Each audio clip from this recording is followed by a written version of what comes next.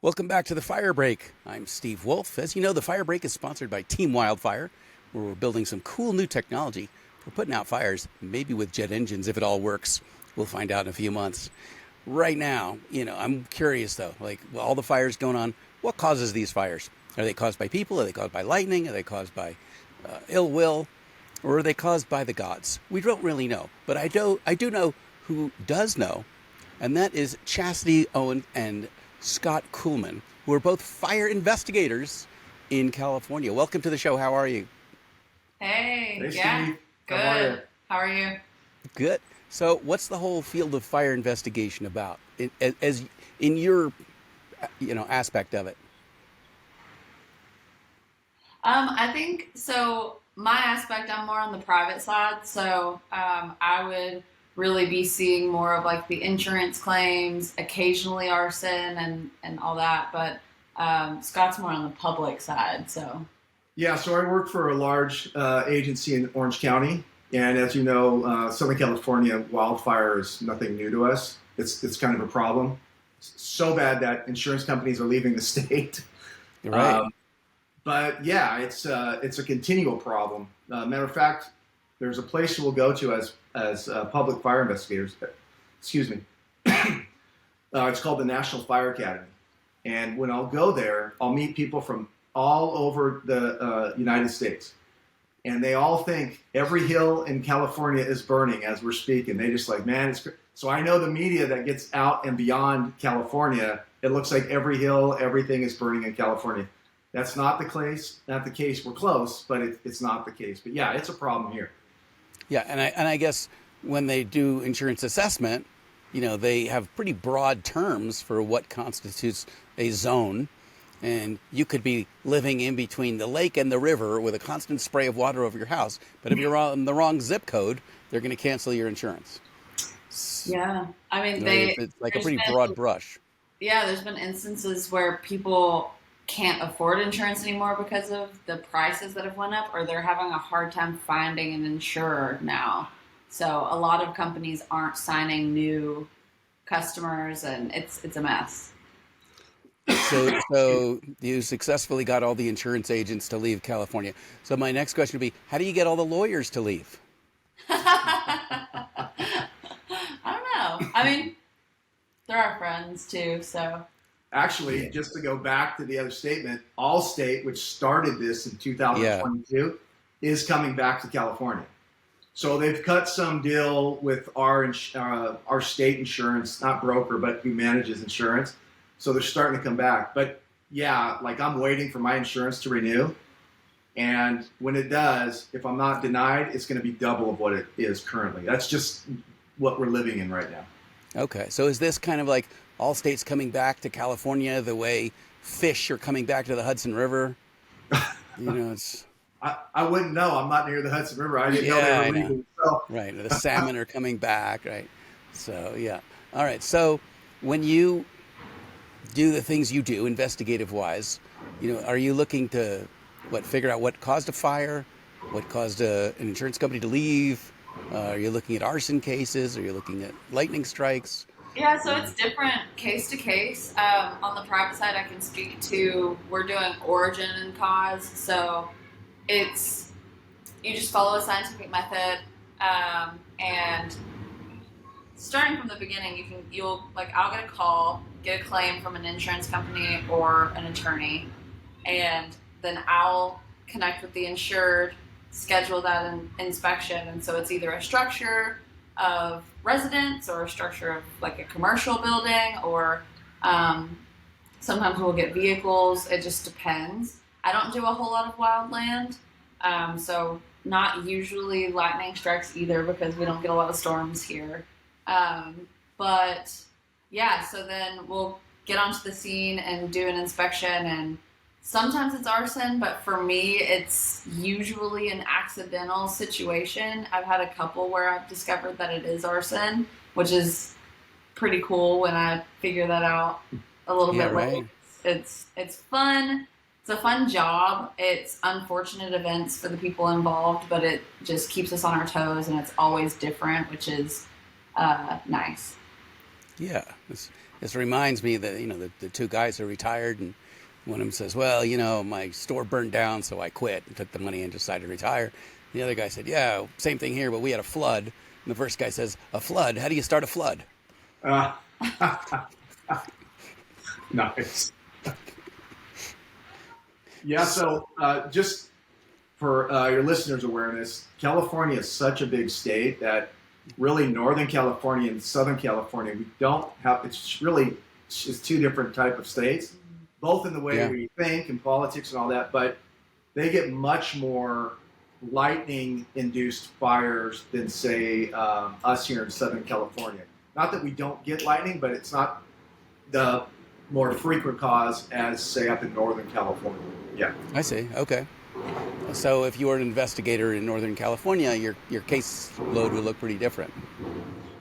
Well, yeah, I mean, it's not as densely populated, and so there's it's all spread out. You've got large amounts of land where nobody lives there, so the hypothesis that you develop into how a fire may have began are a little bit more dwindled. We're putting 7 houses on an acre in Southern California, and we're just so impacted. Yeah. Right. Yeah. Okay. And in terms of the geology or of the climate from north to south, where's kind of that dividing line? I'm assuming LA is in the south part and San Francisco's in the north part, or That's a huge discussion between people. Everyone has different opinions on what's considered north and south. So for Southern California, for like me, raised here, and you won't get the gist of it if you don't live here, but anything past Bakersfield is Northern California to me. And that's really only 4 hours away, but Fresno past Sacramento, somewhere in there is kind of the dividing line where it separates. But the more you get up towards Oregon, it really gets more rural. And that's where you really get these really sparsely populated areas of land, and then these fires just rip through. Not that they don't rip through here, they just affect more housing here because we're so densely populated. Yeah. I see. So what you feel is north or south is really regionally impacted. Yeah, depending on who you talk to. My always joke when I teach students is if you're past Bakersfield, that's Northern California to me, when really it's Southern California. But. Yeah.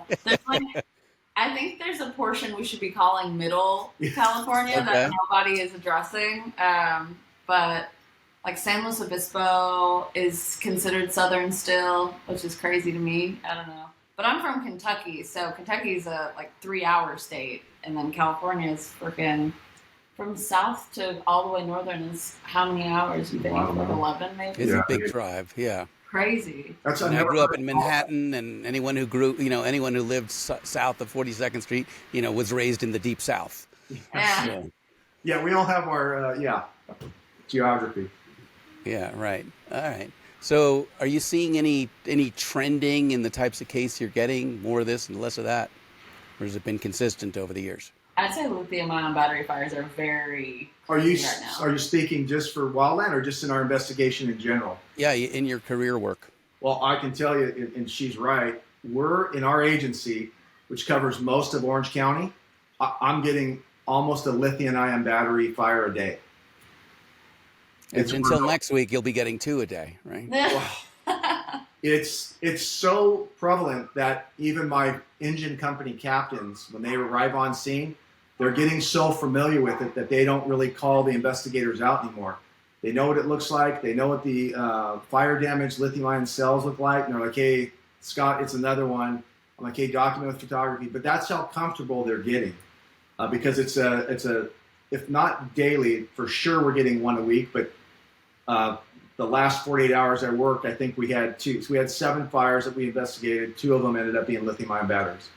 So it's 1 a day. Better living through chemistry, right? That's crazy. Yeah, so make sure you're unplugging your power tools and not charging things when you're not home. Yeah, don't charge it in your interior garage, right? Yeah. So, and are most of these happening on charging, or what's that, Scott? That's exactly where the last fire was. A gentleman had bought an e-bike. He was having problems with the battery, maintaining a charge. Took it in, got it fixed, and then charged it while he went to work, and it ended up in a fire in his garage, but we kept it from going into his living quarters. It was an attached garage. with exactly the scenario you just said. That's so wild. So it's so the fact that you caught it and stopped the home from going up was just luck, right? That somebody noticed it on time. Yeah, it was like a multifamily with the living in front, and the garage was attached. So the way it was, someone could discover it before it got into the house, and we were able to stop it there. Yeah. I see. Okay, so well, before we go on from lithium-ion batteries, what are the general cautions? Sure, Jess. Oh man. For me, what I tell just my friends and family and stuff is keeping things unplugged. But even then, they can still fail. I mean, some of them can fail just by depleting to zero. Some of them can fail by being recently used, having a charge. Like, they don't always have to be plugged in. So that's what's kind of scary about the whole thing. But can you elaborate a little bit? There's also what I see when it first started occurring years ago, people would mix and match chargers that would charge like vape pens, things like that, because they still have the same kind of, they accept the same kind of plug. They wouldn't know which charger went with what, and then they would have these problems. They'd have a fire. The other issue is you'll buy, let's say you buy a brand name high-end tool, and then you don't want to buy that $100 replacement battery. Let's see. You go to Amazon. There we go, right? Yeah. It's black and yellow, but I'm not saying the brand. But yeah. So that's a very nice, mine's red and white. Yours are red and white. Okay. You buy that $25 replacement battery. Well, It's coming from Amazon. It's a no-name. And what I've learned, I have a friend who's on the NFPA committee for batteries, and that there are different grades of batteries. So there's like an A grade and then a B grade. Well, these companies are not just going to sit on these B grades.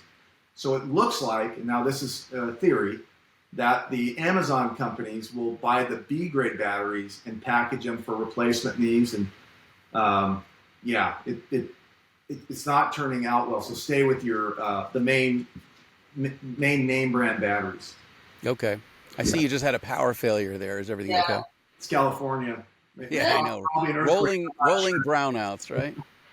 No, that was in the 2000s. We got rid of that. There we go. Okay. Yeah, that was a Brown thing, right? Yeah, it was. Jerry Brown, yeah. Yeah, exactly. Okay. That's why they were named after him? Yeah. Well, I think they should be named after Enron. Enron has something to do with it. But yeah, right. The good people at Enron. Thank you. They're my sponsor. No, just... Yeah, right. They are not. So what I think mathematically, right? How many gas cars are out there versus and how many gas car fires do you get? How many electric cars are out there? How many electric car fires do you get? And then on the whole, is one percentage-wise more dangerous than the other? Well, I don't get a whole lot of vehicle fires anymore because the company I work for has a division for that now, so I don't have to do those as often. But it would be hard for me, maybe not you. Well, I think your question's on point, but I think it needs to be tweaked because you're trying to ask an oranges to oranges question, but the gas vehicles, those causes will typically be some kind of engine component failing, like maybe it's an older car with a carburetor, or there's some electrical wiring, or there's multiple reasons why. A rod goes through the engine block. Yeah, there's something. But on those electric vehicles, it's those batteries going out. Now, that could be due to mechanical, like maybe they hit something on the road, or some charging issue, but that's always it, and they're always spectacular, and they're always a problem. Yeah. They say, so Tesla says that, and I'm using one brand, but their literature says 3,000 gallons would put out this vehicle fire. No. There's no way. 250,000 maybe? Yeah. And then, of course, all that water becomes hazmat, right? It's all contaminated and flows down into the drain. And yeah. Okay, so a friend of mine has a company that's exploring a new tech for putting out battery fires, and that is by immersing the vehicle in a slurry of liquid nitrogen and dry ice. But the idea is that if you can freeze out the battery, you could stop the chemical reaction. Thoughts on that? Have you seen it? Do you know who I'm talking about? I haven't heard of that. The only thing I'm familiar with in Europe, they bring a big like rollaway trash can, and Yeah. they have it full of water, and they'll sink the car in there. But when you take it out, chemical process is still occurring. So Right. I would be curious to anytime you can add the chemical or the science component into that to Yeah. stop it. That's very interesting. Super interesting. Right. I'd He be says he interested in- says that when you get that battery down in the minus 300 range, you know, that chemical reaction just stops. Does he have any studies out or papers out on that yet? He's done testing internally in his factory. I guess my question, Steve, would be: so once you get it down to 300, and then you take it away from that nitrogen-based cooling system, and you bring it up, when it returns back to the ambient temperature, have I killed it completely, or can it restart? I would imagine it's dead. Yeah, I just don't know. That would be. Yeah. That'd be We're looking for anything. Yeah, that'd be Yeah. cool. Okay. All right. Explore. So, yeah, the difference if you have an extinguishing system that's based on liquid nitrogen is you got to have a supply of liquid nitrogen, and you can't keep it under pressure, so you have some kind of a maintenance situation, or once a month you need to top off the rig. It sounds like if it was going to be used every day, though, the storage is not going to be an issue.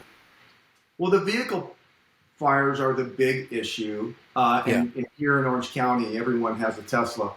And I have an electrical vehicle too. Yeah. So, but the day-to-day lithium ones I'm referring to are usually like e-bikes, power tools, vape pens that are in the residence throughout. Yeah. Okay, and they've had a lot of fatalities, I know, in New York, with people bringing their e-bikes and their scooters up into their apartments. Yes, they have a big problem because everyone lives on top of each other there. Yeah, it's crazy. And that it's not so much the fire, right? It's that smoke. And it's toxic and you can't get out. Yeah, that's terrible. So, what happens in the case of an earthquake or a wildfire, where evacuations are called for? You basically are limited. Your evacuation is limited to the range of your battery, right? Because 200,000 Teslas aren't going to be able to stop and charge, midway on the way to your destination, right? Yeah. I didn't even think about that. I own a hybrid, but I don't own a normal electric vehicle, so I don't have those issues. But that's pretty scary. That's something to think about. Yeah, I've actually never thought about from evacuating, because even on a day-to-day basis here in Orange County, you'll see lines just for your regular day-to-day travel. You got to wait 30 minutes, 45 minutes, an hour to charge a vehicle, and then another however long it takes to charge it. So I wonder what the normal practice is for people in our area. Do they keep it fully charged, or I don't know. Yeah. I don't know.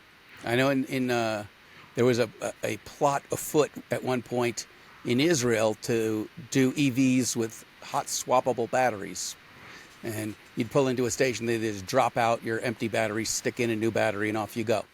I saw that, or they'll bring it to you. I Wow. saw they would deliver the battery to you for hot. Yeah, I did see that. That's great. They were doing a deal with Renault, and I don't know what the flammability issues were, if any. Maybe the fact that you can drop the battery out would mean you could, pull over the fire pit, drop it in, and at least save the car.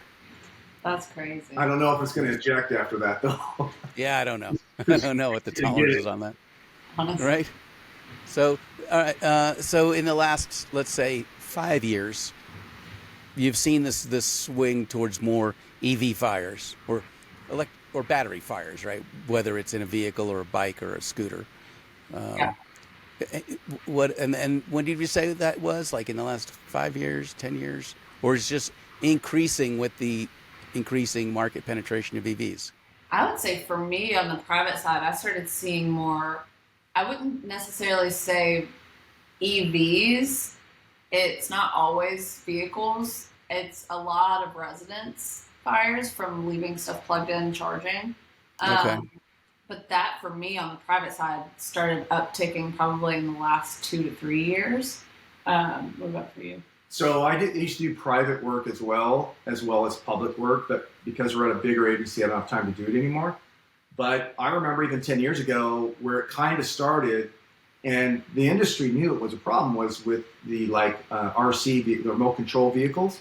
Yeah. Planes, and they had these littler, high energy batteries.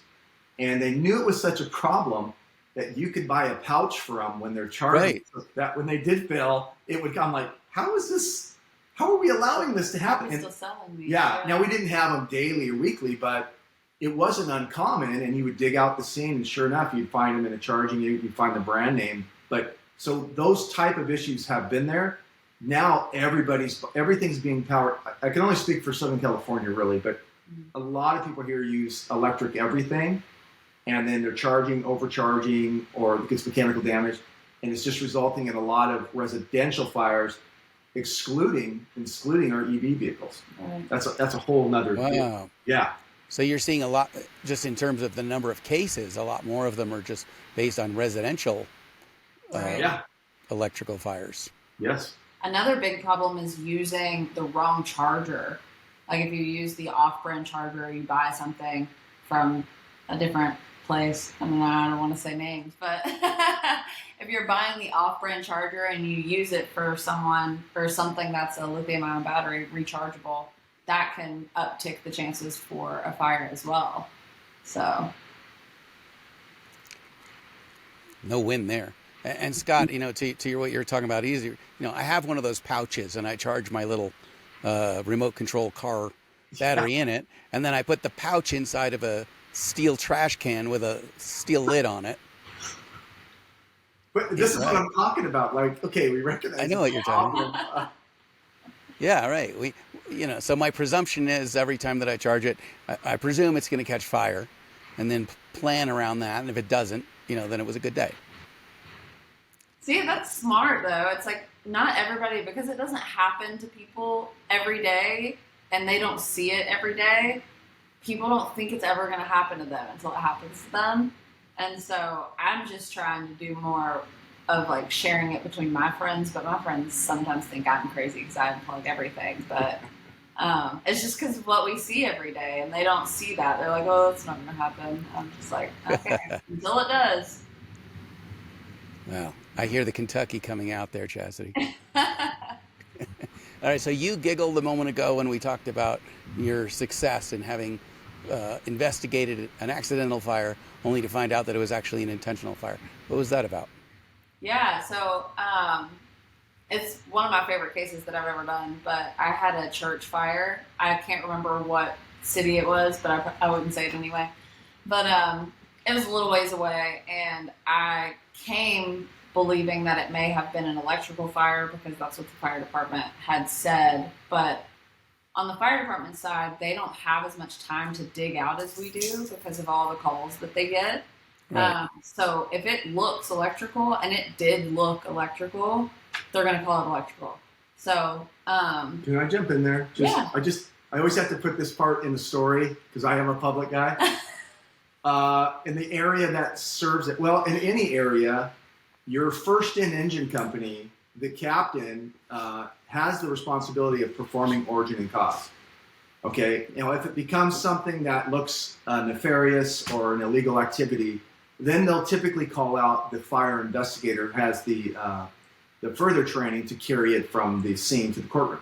So on this fire, after what she described, what the captain saw, it did look electrical. So he's like, hey, I'm done. I don't need a fire investigator for this. This will be an unspecified electrical failure. I just don't want him to think like, oh. that's what I tried to explain that. Why is it one or the other? I mean, can't you have an intentionally started electrical fire? In this case, it probably wouldn't have been intentional, which I'll explain a little bit later, but yes, also. And I can only speak for the area she's serving, that she's talking about. They have a very, very, very large area to cover and not a lot of fire investigators. So, I mean, we're a pretty big size. We're running 500-700 investigations a year. So we really rely on our fire engine first in company officers to contact. Yesterday I had a guy call me. He's like, hey, I'm at this scene with the heavy equipment, but the fire's in the driver's seat and I found a lighter. I'm like, I will be there. Don't touch it. That's a highly suspicious fire. So we rely on them. A driver's side fire in a vehicle? It was in a vehicle, yeah. In the passenger compartment. So, okay. Yeah. But go ahead. So I had a church fire, and I'm going in thinking it's electrical. I get to the room of origin, And with the setup of the building, it could have been electrical. Like they weren't using proper practices and daisy chaining some stuff. And I was like, okay, like maybe. But the fire patterns kind of weren't making sense in the sense of if you're facing the wall that I'm looking at, there was a large window, and then to the right of that was a breaker panel. And that conduit ran underneath the window and had arcing and melting and whatnot. But arcing and melting indicate potential of failure. Yeah. I forget that I need to explain things sometimes. You want to explain daisy chaining for people that don't know? Yeah, daisy chaining. Don't plug your power strips into each other or your extension cords into each other. You're not supposed to do that. Anyway, so then there was another thing that I said, conduit. Conduit is the thing that holds the conductors of the electrical from the breaker panel to the outlet. It could be a flexible conduit or a solid EMT pipe type. Yes. And that was hammered, and there was arcing because there's power to the building. So I didn't want to, because of the fire patterns looking like it was going to the breaker panel and not from, was a little suspicious for me, and I just wanted to dig it out to the floor because that's what we do. And dig out means, so when a fire happens, there's fire debris on the floor, and the fire department comes and like rips down the ceiling and all that kind of stuff. And so I'm having to dig through those layers as well to even find the portion that I really need to look through. I'm so proud of her right now because she's doing all this explaining. She'll right? It sounds like an archaeological dig, right? Yeah, you're doing great. You're doing great. We've learned that we've had to explain things through our own podcast. But we'll talk about that later. Yeah, we'll tell you. Go ahead. So anyway, so I get to the floor, and I found this perfect large piece of window glass on the floor protecting the carpet.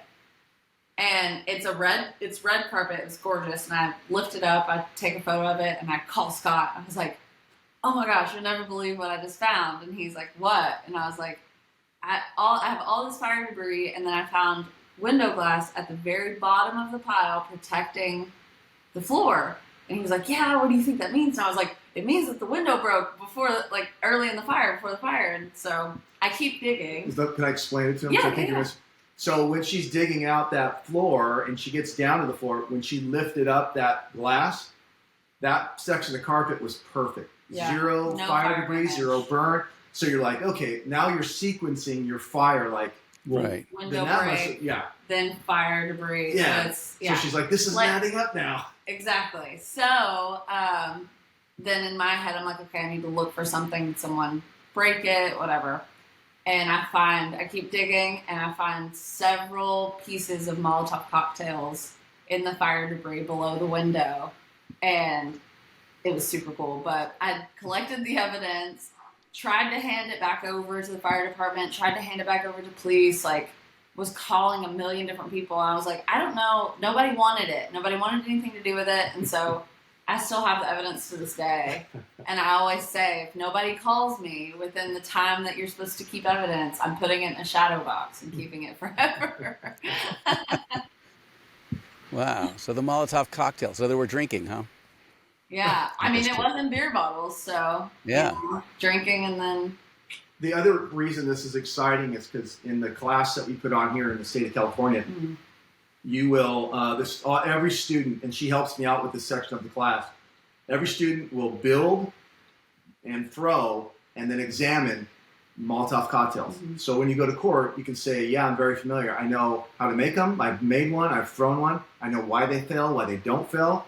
And so she's seen over 100 by now. For sure, yeah. So if you don't have that training, you could miss that. And she was so excited because she's like, I immediately recognized it. Yeah, so, I never would have thought. I would have been like, oh, maybe someone broke in and was drinking in here. Or something. Like, you never put two and two together of a Molotov cocktail if you've not seen one. So the training was definitely helpful.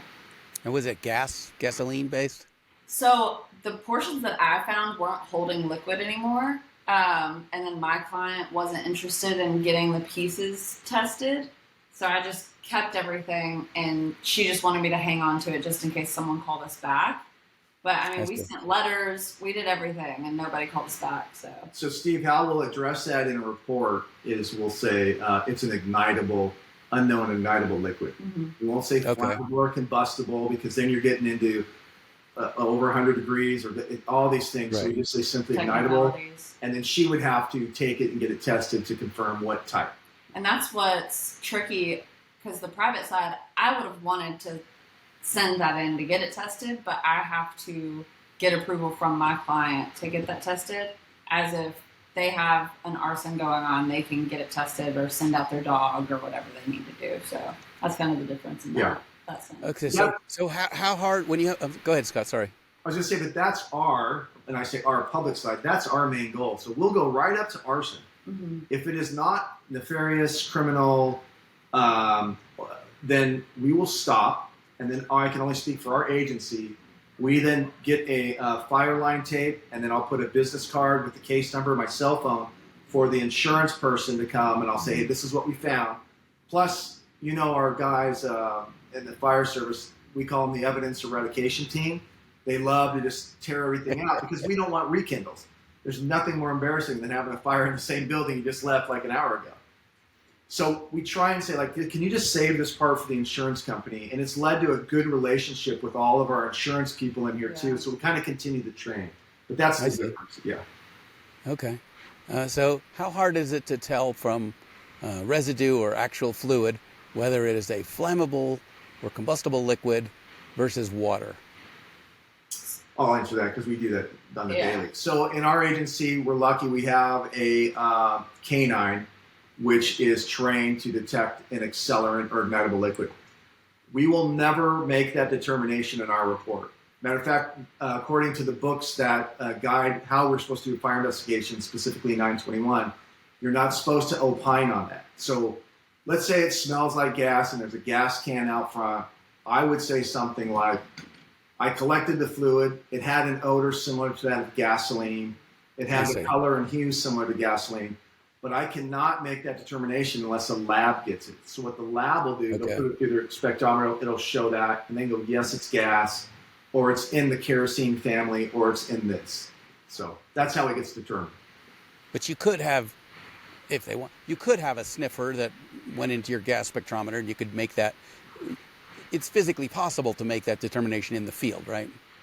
Well, you're not supposed to. I know you're not supposed to.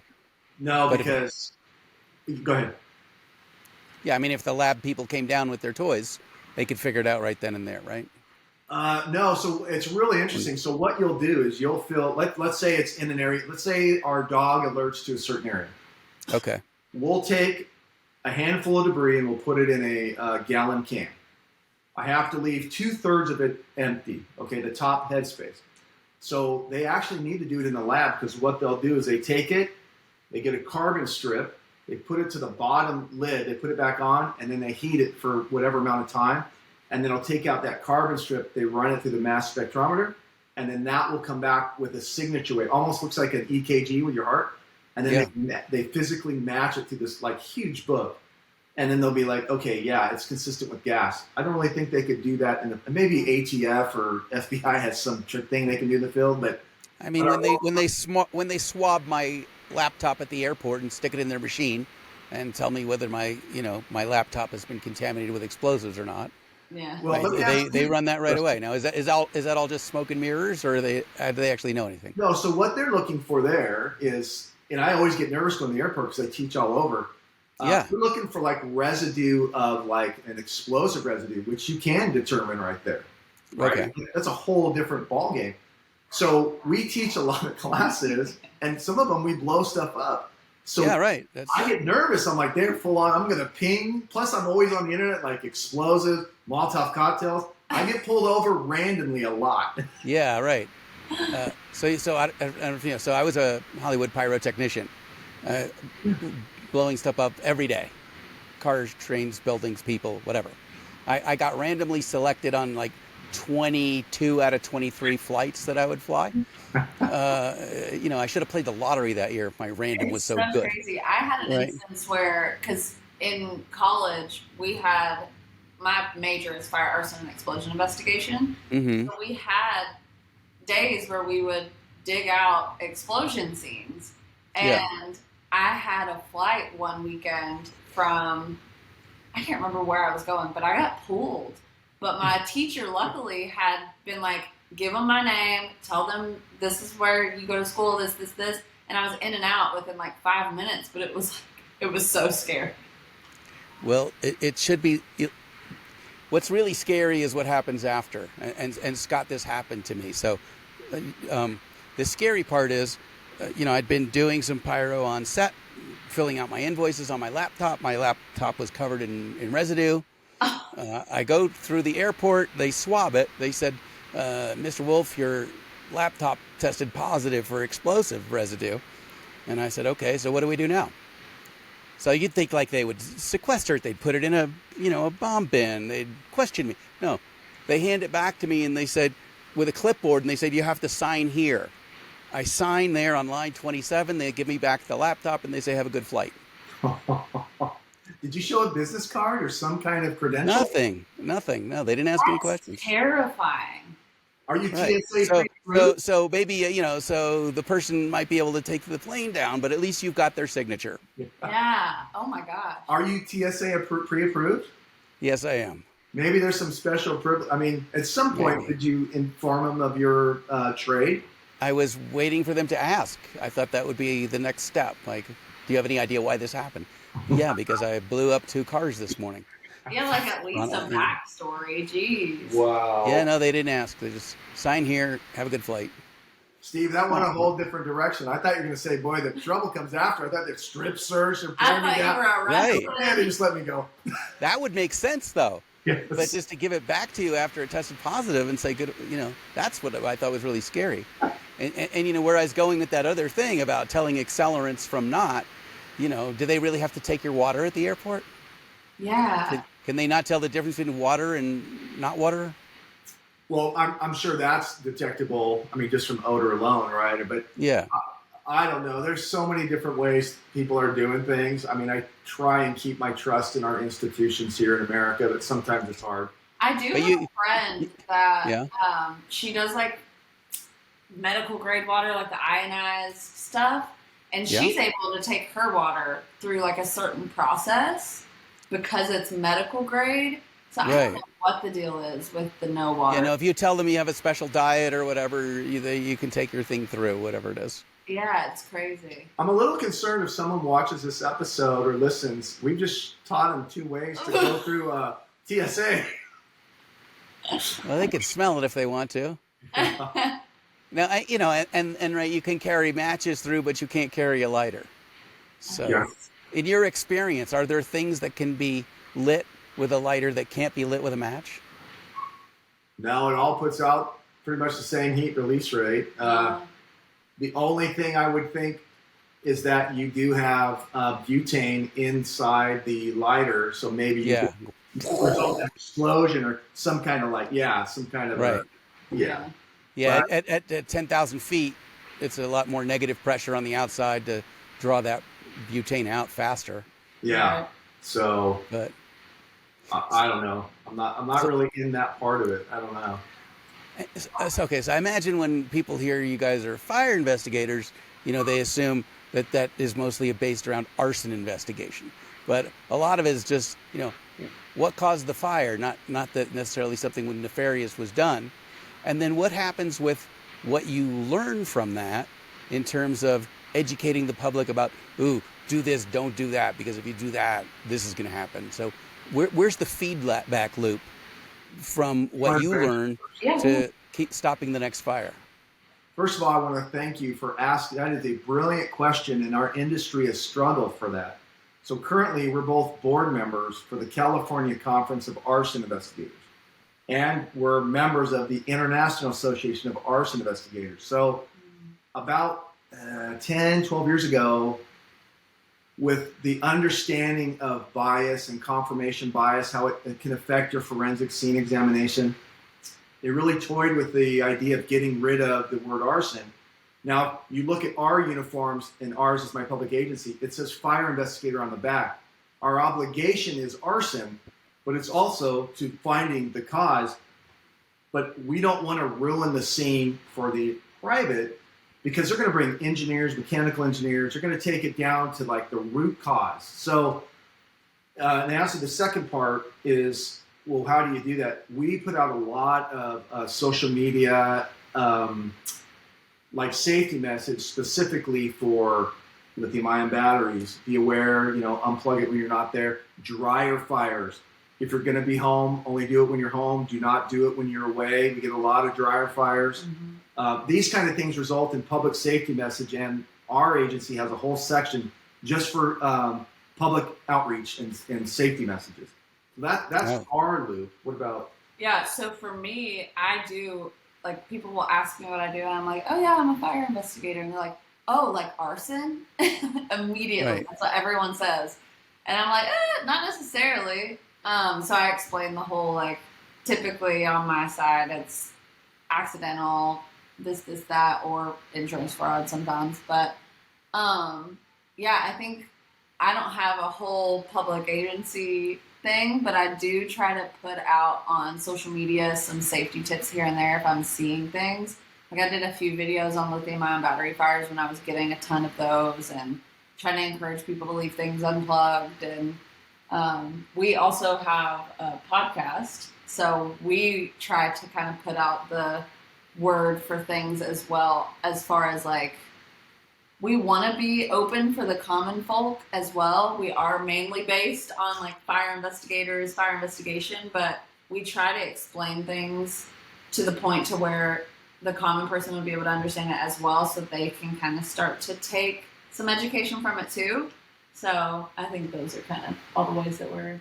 Well, I think what you're trying to say is, so I'm sure you get feedback from some of your listeners, and then I'm still in the fire service, so every morning at the coffee table, I'm getting kicked in the gut for like, oh, this and that. We don't know what this means. I have some of our newer firefighters like, I actually really enjoy your podcast.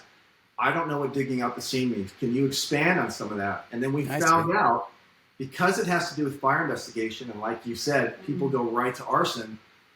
Some of our listeners are like, are some of our guys' wives that are kind of into true crime, and they're looking for the true crime aspect. Yeah. And then they'll send us message like, hey, so what do you mean by delayering? What do you mean by a V pattern? So we really are trying to explain this stuff. We didn't know who the audience would be, right? In this show. Right. We thought it'd be investigators, but it's actually a wide berth of different people. Yeah, so it is. That's why we're laughing, because we're actually having an episode where we're just going to start explaining stuff. Well, that's not a bad idea, right? Yeah. On your website, you can have a glossary of terms. Yes. Yeah. Right. And we have a joke between the two of us on the podcast of like, if there's something we're clarifying, we'll be like, so for your mom. And then we'll explaining it. Well, but people take off their uniforms, they're lay folk, and there's every chance that a firefighter, come home from the fire and, fire up the wrong charger or whatever. Like, they're not necessarily having education about this directed at them. Yeah. More than anyone else. Yeah. So I think there's an assumption that fire destroys everything and it covers your tracks, right? Years ago, I worked on a TV show called America's Most Wanted. So somebody killed somebody else. They rolled them up in a carpet and set fire to the building, thinking, oh, when the carpet goes up, there goes the evidence of my crime, not realizing that, of course, the carpet was highly treated with flame retardants, and the whole building burned down, and the carpet acted as a fireproof insulator that preserved the body perfectly and had all the evidence that needed to convict the person. So, wow, the whole public has a misunderstanding of what happens in a fire, and they do think it just creates this big black hole, and that how do you find anything after it? And at some level of damage, it becomes very difficult. Well, the public has a Hollywood idea of what fire does. Yeah, that's fair. Yeah, that's actually really good. That's your fault, Steve. You worked in Hollywood, so thank you. Right. Well, the other thing you could thank Hollywood for, right, is Robert De Niro, sniffing around the fire as if that's how our real investigations work, right? Well, the biggest thing I have about firefighter movies, and I'd love for it to be true, is when they show the flame, they go into the building, like you can see inside and see where the flame's at. Yeah, right. There's no smoke. The minute we go in, we're lost. So I'm like, that would be awesome. It would be a much easier job. But so that, and that the fact that it just destroys everything, but really, if there's not enough oxygen, eventually it'll either put itself out or it could have a delayed growth by the time the fire department gets there. And then the damage really, too, is based on your fuel load. And here, where we serve, our ETAs or our average response time is 5 to 7 minutes to a fire. So we're pretty quick. That's really good. Yeah, and so we do get to catch it before it makes too much damage, but not every agency enjoys that turnaround time.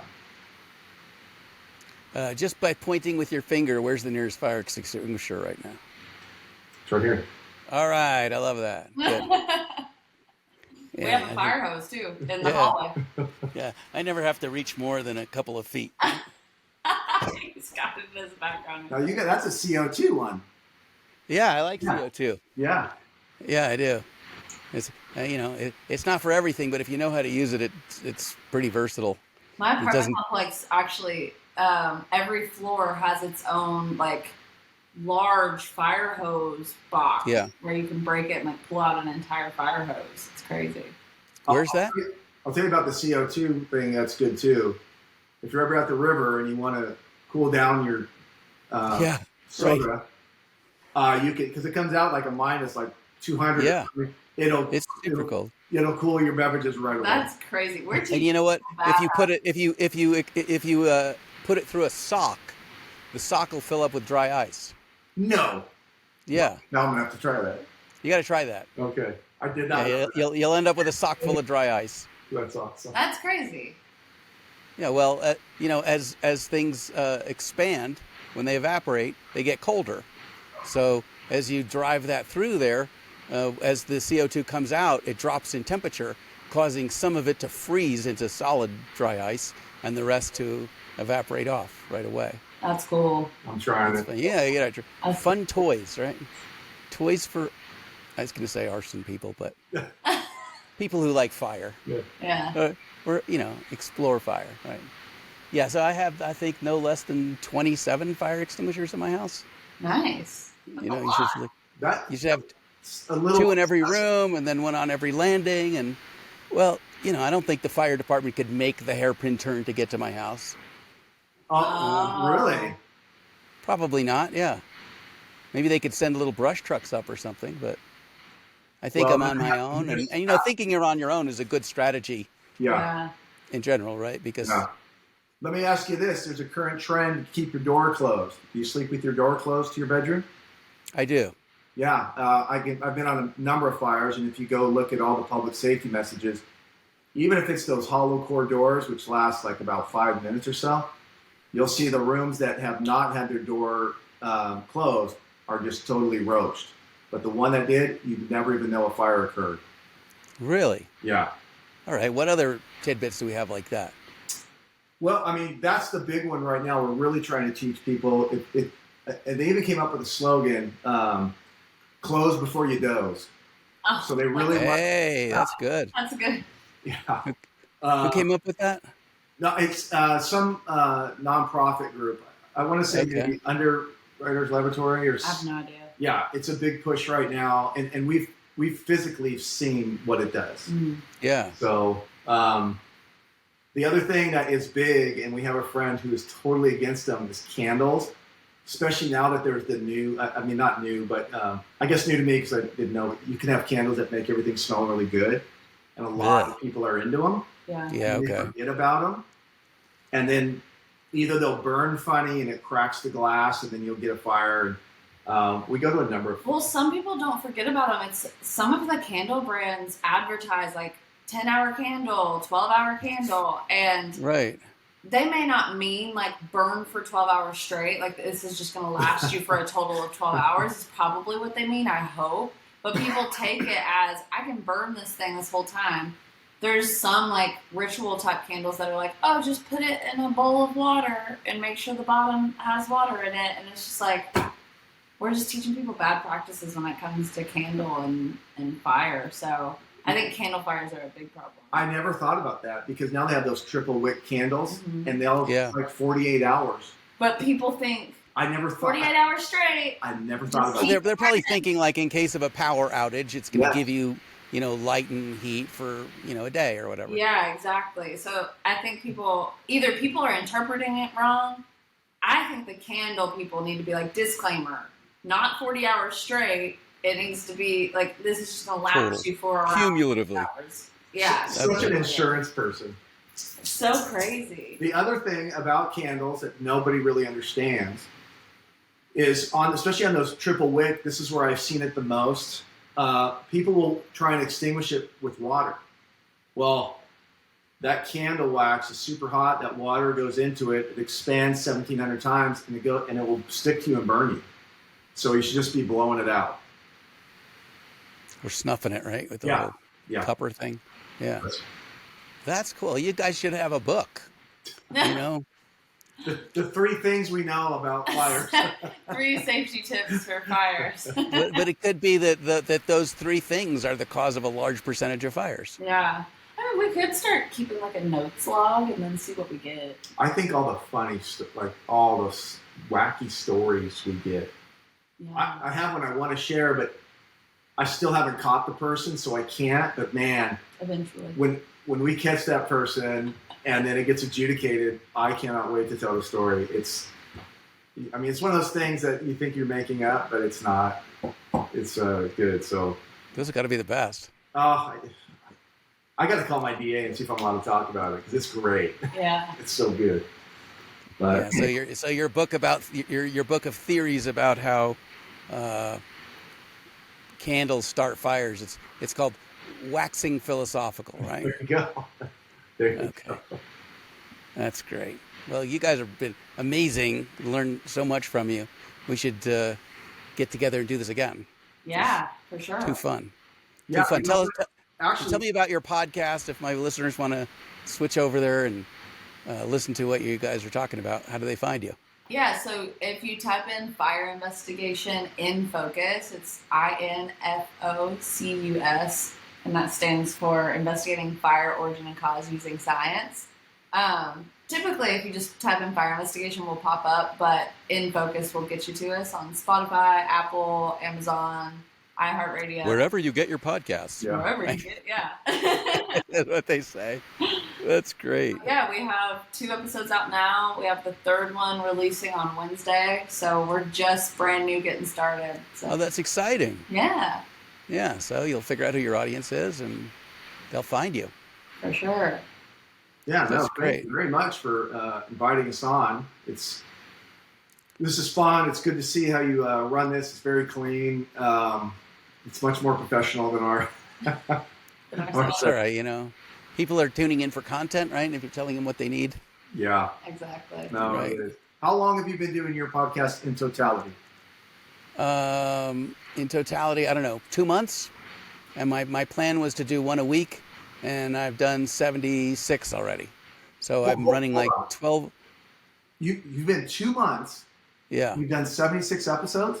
correct. Wow. I don't know how you're doing that. Oh my That's god. crazy. We were like, we're committing to 2 we're doing 2 a month because we just we can't figure out right now, editing and stuff. We just sit down for 6 hours or something and go through a whole episode because our schedules are so different. So I see. getting Well, both. I'm gonna close this episode and then we'll come back. All right. Hang on. So Chasity Owens and Scott Kuhlman, fire investigators in SoCal, not to be confused with NoCal, which is also not to be confused with no calories, because everything that these guys do investigate, it's calories, right? We're just turning energy stored in stuff into energy up in the sky. Fascinating stuff, and watch for their podcast. I'm going to stick a link right here. I like to go that, but I don't even really know how you do that thing, but I see everyone else do it, so I'm saying, click here. And one day I'll actually know how to do that. You've been listening to The Fire Break. My guests here again, Chasity Owens and Scott Kuhlman, sponsored by Team Wildfire. Doing some cool stuff. Check us out on the web at teamwildfire.com. We'll see you at the next one. Take care. Awesome.